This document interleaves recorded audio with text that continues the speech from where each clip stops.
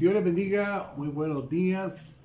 Estamos hoy, domingo 17, en el culto vía por YouTube a través de internet en la iglesia Luz de Amor aquí en Tecate, Baja California. Estamos transmitiendo con todo el amor, ¿verdad? Por este medio, para mientras es posible que nos congreguemos, ¿verdad? Y enviamos un saludo muy especial a todos los miembros de la iglesia Luz de Amor, al misionero Daniel G., al pastor Octaviano, al pastor Tirajero y cada uno de los miembros de la familia del misionero Daniel allá en Los Ángeles, y los misioneros coreanos que están allá en Los Ángeles, Estados Unidos, y también todos los hermanos acá y las iglesias y todo el que mire este video. Hoy vamos a ver Primera de Reyes capítulo 7. Hemos llevado una secuencia desde el capítulo 1 y vamos viendo todo Primera y Segunda de Reyes, y hemos visto así a grandes rasgos. Primero, bueno, el pecado que cometió David, ¿verdad? Al verse inmiscuido con esa mujer que él le llamó la atención, Besaida, que es la madre de Salomón. Luego la muerte de Salomón, luego a grandes rasgos pues vimos cómo fue elevado al trono como rey Salomón, ¿verdad? Que fue todos los elementos que estuvieron rodeando ese evento, ¿verdad? Y después que fue a pedido de la madre de Salomón. Y después vimos toda esa parte donde Salomón es elegido rey, y después cómo Dios le da sabiduría, y después vemos cómo el pecado se elevó más en Salomón, pues ya que tuvo 700 mujeres, esposas y 300 concubinas, pero la primera esposa fue la hija de Faraón, y él pues cometió pecado porque elevó altares a cada dios de esas mujeres. Pero después vemos cómo él edificó, Dios le dio sabiduría y él edificó, él quiso cumplir lo que Dios había dado, y la profecía había hablado en 2 Samuel 7, del 12 al 16, donde dice que él edificará casa a Jehová. Pero por las diferentes guerras David no pudo construir este templo, pero Dios prometió que durante el reinado de Salomón iba a haber paz, y él pues iba a lograr construir este templo. Entonces desde el capítulo 6 estamos viendo cómo él está construyendo el templo. Y en este mensaje del día de hoy vamos a continuar hablando sobre la construcción del templo de Dios y también de los palacios del rey, y ambos que fueron realizados por Salomón. Los palacios son edificados, lo primero que vamos a ver es que los palacios son edificados conjuntamente con la morada de Dios, y vamos a ver el capítulo 7 del 1 al 12. Lo vamos a leer en el nombre del Padre, del Hijo y del Espíritu Santo. Dice así la palabra de Dios: Después edificó Salomón su propia casa en 13 años y la terminó toda. Asimismo edificó la casa del bosque del Líbano, la cual tenía 100 codos de longitud, 50 codos de anchura y 30 codos de altura, sobre 4 hileras de columnas de cedro, con vigas de cedro sobre las columnas, y estaba cubierta de tablas de cedro arriba sobre las vigas que se apoyaban en 45 columnas. Cada hilera tenía 15 columnas. Y habían 3 hileras de ventanas, una ventana contra la otra en 3 hileras. Todas las puertas y los postes eran cuadrados, y unas ventanas estaban frente a la otra en 3 hileras. También hizo un pórtico de columnas que tenía 50 codos de largo y 30 codos de ancho, y este pórtico estaba delante de las primeras con sus columnas y maderos correspondientes. Hizo asimismo el pórtico del trono de que había de juzgar, el pórtico del juicio, y él lo cubrió de cedro del suelo al techo. Y la casa en que él moraba, en otro atrio dentro del pórtico, era de obra semejante a esta. Edificó también Salomón para la hija de Faraón, que había tomado por mujer una casa de hechura semejante a la del pórtico. El verso 9 dice: toda aquella obra fueron de piedras costosas, cortadas y ajustadas con sierras, ¿verdad? Según la medida, así por dentro como por fuera, y desde el cimiento hasta los remates, y asimismo por fuera hasta el gran atrio. El cimiento era de piedra costosa, piedras grandes, piedras de 10 codos y piedras de 8 codos. De ahí hacia arriba eran también piedras costosas, labradas conforme sus medidas y maderas de cedro. Y en el gran atrio alrededor habían 3 hileras de piedra labradas y una hilera de vigas de cedro, y así también el atrio interior de la casa de Jehová y el atrio de la casa, ¿verdad? Aquí hemos leído del capítulo 1, del 1 al 12. Fueron construidas, podemos ver, con los mismos materiales usados en la edificación del templo. Vemos que Salomón construyó sus palacios con materiales idénticos, ¿verdad?, a los del templo. ¿Y qué indica esto? Que sus palacios tenían el mismo nivel que la morada de Dios. Él era un rey y el palacio del rey tenía el mismo nivel de la morada de Dios. Oiga, qué interesante. La morada de Dios era donde su pueblo le adoraría, mientras que los palacios de Salomón era donde éste ejercería su gobierno sobre el pueblo.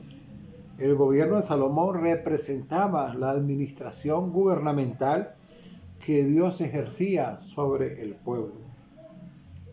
El gobierno de Dios debe de ir a la par de la adoración que su pueblo le rinde. El hecho de que los palacios de Salomón fueron construidos conjuntamente con la morada de Dios indica que el gobierno de Dios ejerce sobre su pueblo debe ir a la par de la adoración que su pueblo le rinde. Ahora, la tipología del Antiguo Testamento y la realidad del Nuevo Testamento. En tipología, los palacios del rey y el templo de Dios estaban separados, como podemos ver, ¿verdad? Mientras que en la realidad del Nuevo Testamento, estos son una sola entidad.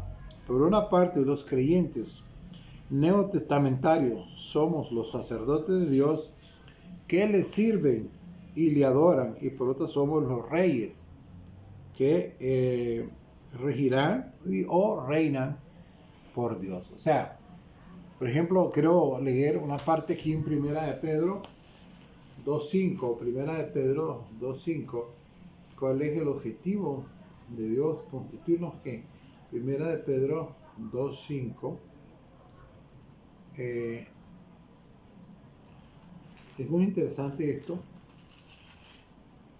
Dice: vosotros también, dice, como piedras vivas, sed edificados como una casa espiritual y sacerdocio santo, para ofrecer sacrificios espirituales aceptables a Dios por medio de Jesucristo.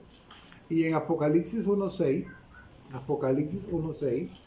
habla, muy importante esto, 1.6, dice: y nos hizo reyes y sacerdotes para Dios su Padre, a Él sea la gloria e imperio por los siglos de los siglos. Amén. Vemos que, por ejemplo, en el tabernáculo estaban separados los sacerdotes, pero aquí somos uno solo. Nosotros somos, la casa somos nosotros, pero nosotros somos reyes y también somos los sacerdotes. Somos los que reinamos juntamente con Cristo, pero somos los que ministramos a Dios a los demás. Tenemos que ministrar, tenemos que propagarnos, tenemos que multiplicarnos en otros.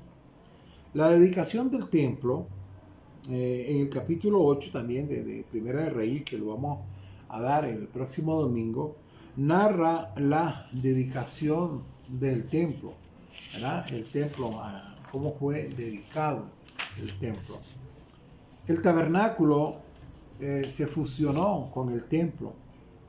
Los versículos 7 del 1 al 11 que acabamos de leer aquí también muestran que el tabernáculo y el templo llegan a ser uno solo.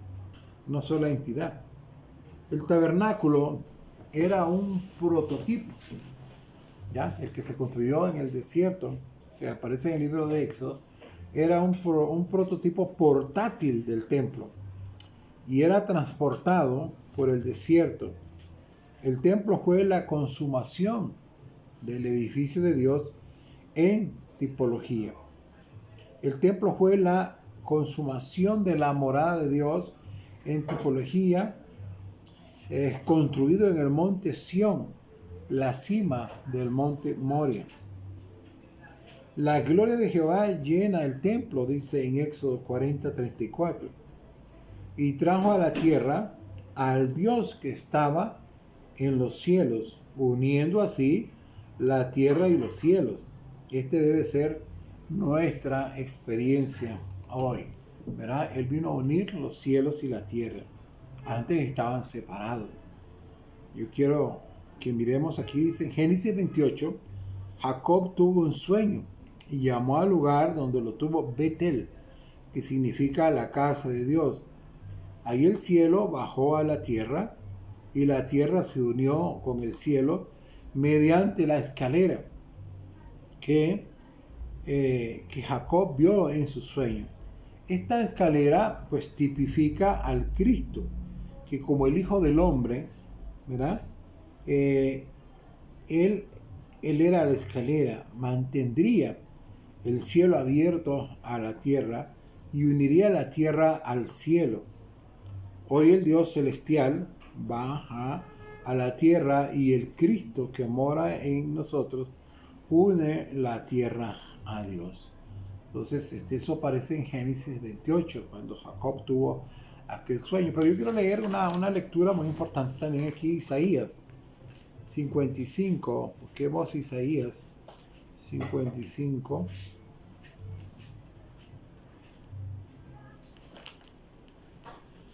Isaías 55. Del 9 en adelante. Del 8 vamos a leerlo. Porque mis pensamientos no son vuestros pensamientos, ni vuestros caminos mis caminos, dice Jehová. Como son más altos los cielos que la tierra, así son mis caminos, más altos que vuestros caminos, y mis pensamientos más que vuestros pensamientos. Porque como desciende de los cielos la tierra, la lluvia y la nieve, y no vuelve allá, sino que riega la tierra, y la hace germinar y producir, y da semilla al que siembra y pan al que come. Así será mi palabra que sale de mi boca. No volverá a mí vacía, sino que hará lo que yo quiero y será prosperada en aquello para lo que la envíe. Entonces vemos cómo la palabra viene a ser como un puente que uno, y la palabra es el mismo, el verbo es el mismo Cristo. Amén. Entonces, la bendición y la proclamación expresada por Salomón estaba relacionado con el hecho de que Dios habitaría en la oscuridad y con la promesa que Dios hizo a David de que su hijo edificaría casa. Vamos a ver Primera de Reyes 8, del 12 al 21. Primera de Reyes 8, del 12 al 21, Primera de Reyes 8, Primera de Reyes 8, Primera de Reyes 8, del 12 al 21.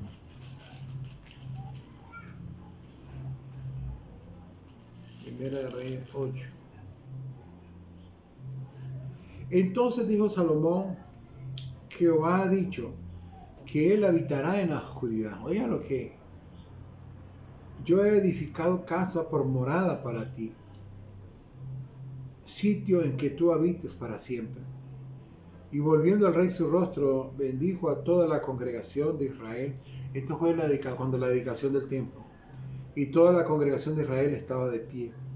Y dijo: bendito sea Jehová, Dios de Israel, que habló a David mi padre, lo que con su mano ha cumplido, diciendo: desde el día que saqué de Egipto a mi pueblo Israel, no he escogido ciudad de todas las tribus de Israel para edificar casa en la cual estuviese mi nombre, aunque escogí a David para que presidiese en mi pueblo Israel.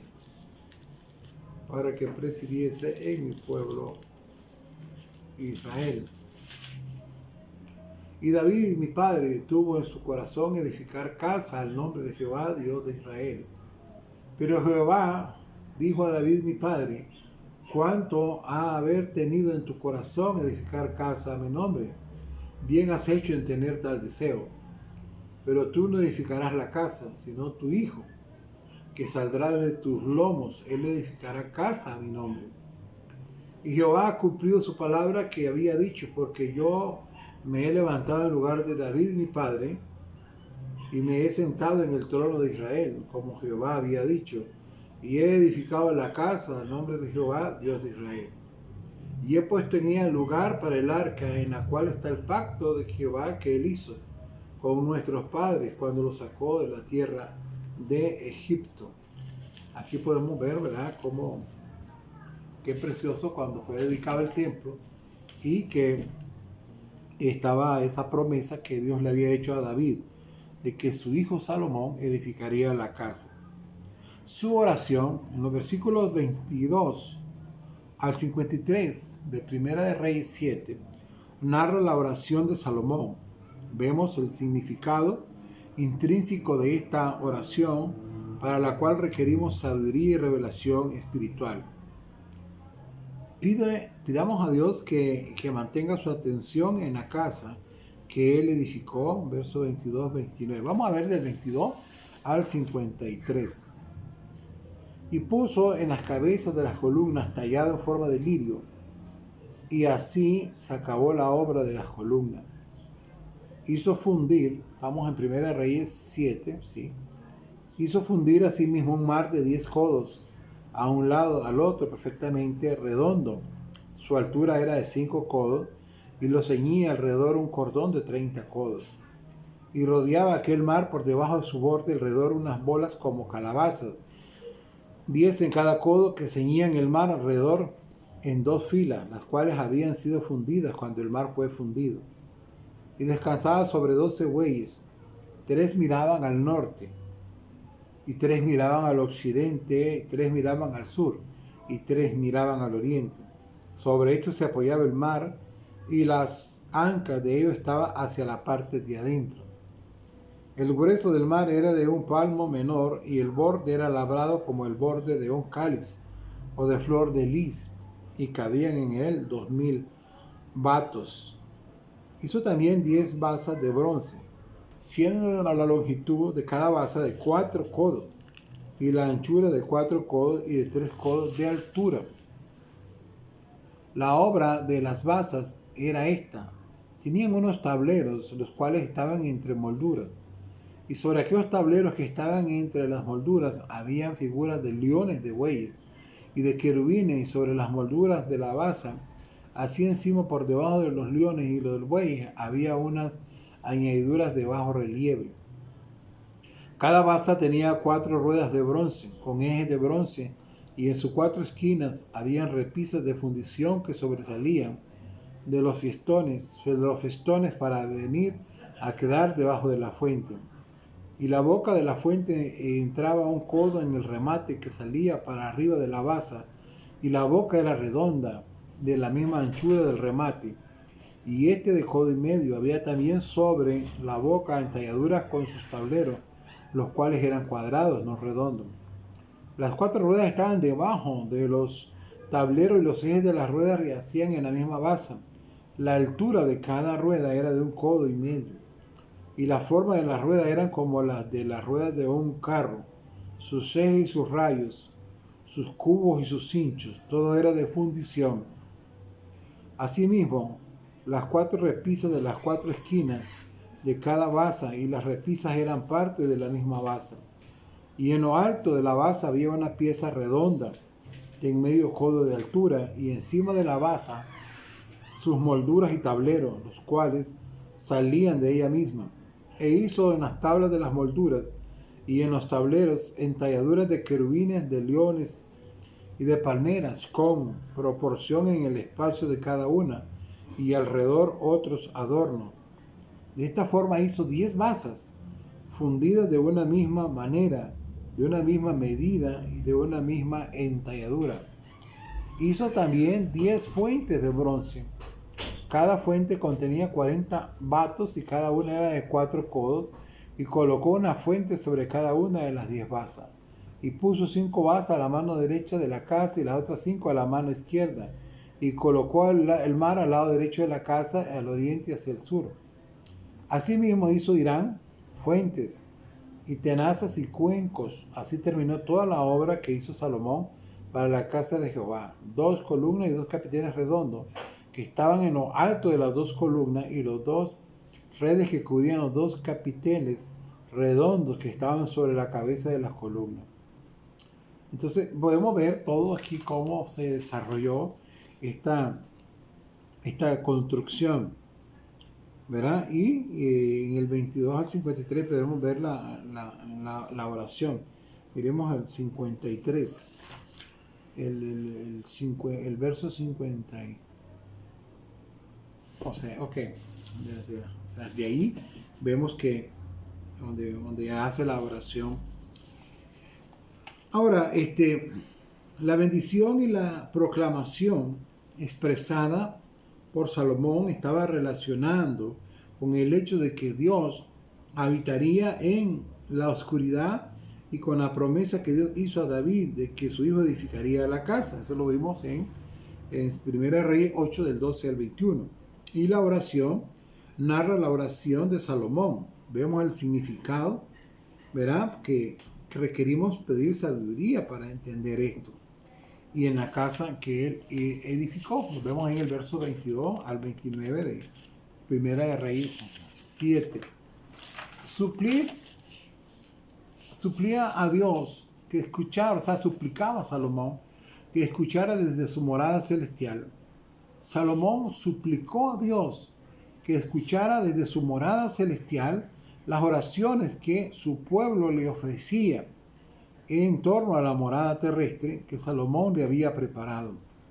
En esto vemos que Dios tenía 2 moradas, una en los cielos y la otra en la tierra, aunque en realidad ambos son una sola, ya que son 2 extremos de la misma morada. Un extremo está en los cielos y la otra en la tierra.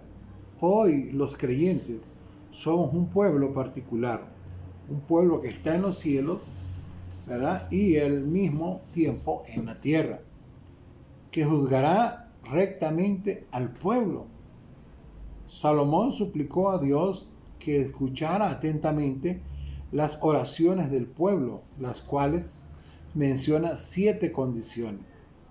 Primero, Salomón pidió a Dios que oyera a su pueblo y juzgara rectamente, condenando al impío y justificándonos justos. Versos 31 y 32 de 1 Reyes 7. Vamos a ver versos 31 y 32. Dice así: y la boca de la fuente entraba un codo en el remate que salía por arriba de la basa, y la boca era redonda, la misma anchura del remate, y este codo en medio había también la boca entalladura con sus tableros, los cuales eran cuadradas, no redondas. Y las 4 ruedas estaban debajo de los tableros, y los ejes en las ruedas hacían esa forma. Entonces, que juzgara rectamente al pueblo. Habían 7 condiciones, decíamos. Esto indica que Dios ejerce su autoridad sobre su pueblo conforme a la justicia, es decir, que Él condenó a los impíos y justifica a los justos. Y con relación a que el templo estaba en el cielo y aquí en la tierra, miramos en Romanos 8:34 que dice que Él habita en el cielo, pero en Romanos 8:10 que Él habita en nosotros, en la tierra y allá en el cielo. Que escuchará a su pueblo en la derrota. Salomón pidió a Dios que cuando su pueblo sufriese derrotas, Él escuchara sus súplicas desde los cielos y los regresase, volver a la tierra que Él dio a su padre, ¿verdad? Entonces, estos versos 33, 34, 33, 34. Este es en el capítulo 8, 33, 34, dice: si tu pueblo Israel fuese derrotado delante de sus enemigos por haber pecado contra ti, y se volvieran a ti y confesaren tu nombre, y oraran y te rogaran y suplicaran en esta casa, tú oirás en los cielos y perdonarás el pecado de tu pueblo Israel y los volverás a la tierra que diste a sus padres. Vimos que esta oración está en el capítulo 8 ya, ¿verdad? 32 y 33, hasta al 34, que se inclinará sobre su pueblo en la sequía. Él perdona el pecado de su pueblo y enviará lluvia sobre la tierra que le había dado por herencia. Vemos el 35 y 36.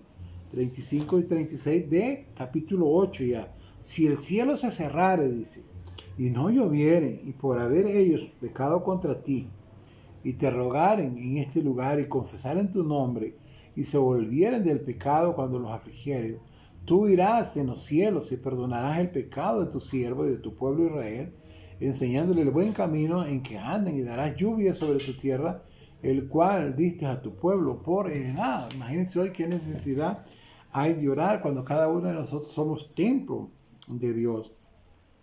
Entonces, también iba a orar porque fuera benevolente con el hambre y las pestes. Además, Salomón pidió que en tiempos de hambre y pestilencia, Dios perdonara y diera a cada hombre conforme a sus caminos. Esto lo vemos en el capítulo 8 de Primera de Reyes, del 37 al 40. Vamos a verlo, está muy interesante. Oigan bien, si en la tierra hubiese hambre, como hay ahorita, pestilencia, o sea, pestes con la plaga, el COVID, como está ahorita el COVID-19, tizoncillo, que es un tipo de hongo, añublo, enfermedades, langosta. Ya vimos que hay ataques de langostas allá en el África, o pulgón, o sea, plagas. Si tus enemigos los sitiaran en la tierra en donde habiten, cualquier plaga o enfermedad que sea, toda oración y toda súplica que hiciere cualquier hombre, o todos los pueblos, todo tu pueblo Israel, cuando cualquiera sintiere la plaga en su corazón y entendiere su mano a esta casa, tú irás en los cielos, en el lugar de tu morada, y perdonarás y actuarás y darás a cada uno conforme a tu camino, cuyo corazón tú conoces, porque solo tú conoces el corazón de todos los hijos de los hombres, para que te teman todos los días que vivan sobre la faz de la tierra que tú diste a nuestros padres. Asimismo, el extranjero que no es de tu pueblo Israel, que viniese en lejanas tierras a casa a nosotros. O sea, qué impresionante cómo esto es tipología de las oraciones que ahora debemos de hacer y debemos de establecer en nosotros la casa de Dios. También pidió que atendiera al extranjero, que lo buscara en cuanto al extranjero gentil, que buscara a Dios. Salomón pidió a Dios que él hiciera conforme a todo aquello por lo cual el extranjero hubiese clamado. Eso lo vemos en el capítulo 8, 41 y 43. Cuando su pueblo saliera en batalla, los 44 y 45, Salomón pidió a Dios que el pueblo saliera en batalla. Dios escucharía su oración y les daría justicia. El hecho de que Dios hice justicia a su pueblo significaba que Él ejecuta la justicia respecto a la situación de ellos. Leamos 44 y 45 de Primera de Reyes 8, 44 y 45. Si tu pueblo saliera en batalla contra sus enemigos por el camino que tú les mandases y oraren a Jehová con el rostro hacia la ciudad que tú elegiste y hacia la casa que yo edifiqué a tu nombre, tú irás en los cielos tu oración y tu súplica y les harás justicia. Qué interesante está esto, la verdad que sí, porque hoy en día necesitamos orar mucho a Dios. Durante el cautiverio de su pueblo, Salomón incluso oró acerca del futuro cautiverio en que caería el pueblo de Dios. ¿Ah? Miremos este en 46, el 8, 46, 53. 46 al 53. Si pecaren contra ti, porque no hay hombre que no peque, y estuvieras airado contra ellos, y los entregases delante del enemigo, para que los cautive y lleve a tierra enemiga, serán lejos o cerca. Ellos volvieran en sí en la tierra donde fueron cautivos, y se convirtieren, y oraren a ti en la tierra de los que los cautivaron, y dijeron, pecamos, hemos hecho lo malo, hemos cometido impiedad. Y si te convirtieren a ti de todo su corazón y de toda su alma, en la tierra de sus enemigos, que lo hubieran llevado cautivo, y oraren a ti con el rostro hacia la tierra que tú diste a sus padres, y hacia la ciudad que tú elegiste y la casa que yo he edificado a tu nombre, tú irás en los cielos, en el lugar de tu morada, su oración, su súplica, y les harás justicia. Entonces, estamos viendo cómo Salomón pidió a Dios que el pueblo era llevado cautivo, que Dios lo escuchara. Su corazón y su oración defendería su causa cuando se volvieran a Él con todo su corazón y con toda su alma. Y cuando oraran a Él mirando hacia la tierra que Él le dio a su padre, o sea, hacia la ciudad que Él escogió y hacia la casa que Salomón edificó para su nombre, a fin de que fueran separados de todos los pueblos de la tierra para ser por la herencia de Dios. En la última de las 7 condiciones que se pide a Dios que escuche las oraciones de sus elegidos, sobresalen 3 cosas. La tierra santa, en el verso 48, vamos a ver. Y si te convirtiera a ti de todo su corazón y de toda su alma en la tierra de sus enemigos, que lo hubieran llevado cautivo, y oraren a ti con el rostro hacia tu tierra, que tú diste a sus padres, hacia la ciudad que tú elegiste y la casa que he edificado a tu nombre, tú irás desde los cielos. Entonces vamos a ver cuáles son estas 3 cosas. Miremos bien, qué interesante. La tierra santa, que representa a Cristo como porción asignada por Dios a los creyentes. Colosenses 1:12. La ciudad santa, que representa al reino de Dios en Cristo.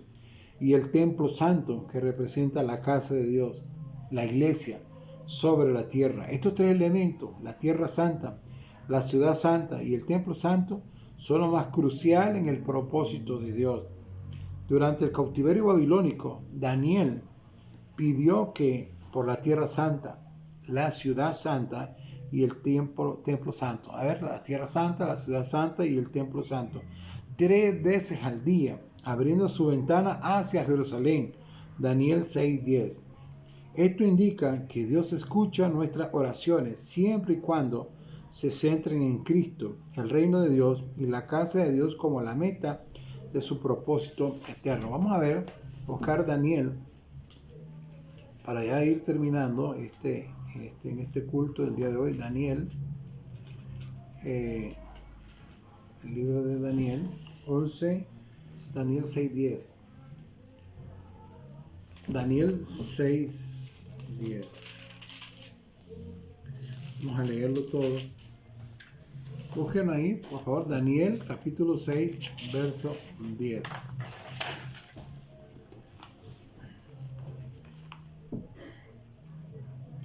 Cuando Daniel supo que el edicto había sido firmado, entró en su casa y, abiertas las ventanas de su cámara que daban hacia Jerusalén, se arrodillaba 3 veces al día y oraba y daba gracias delante de su Dios como lo hacía antes, solía hacer antes. Entonces se juntaron aquellos hombres y hallaron a Daniel orando y rogando en presencia de su Dios.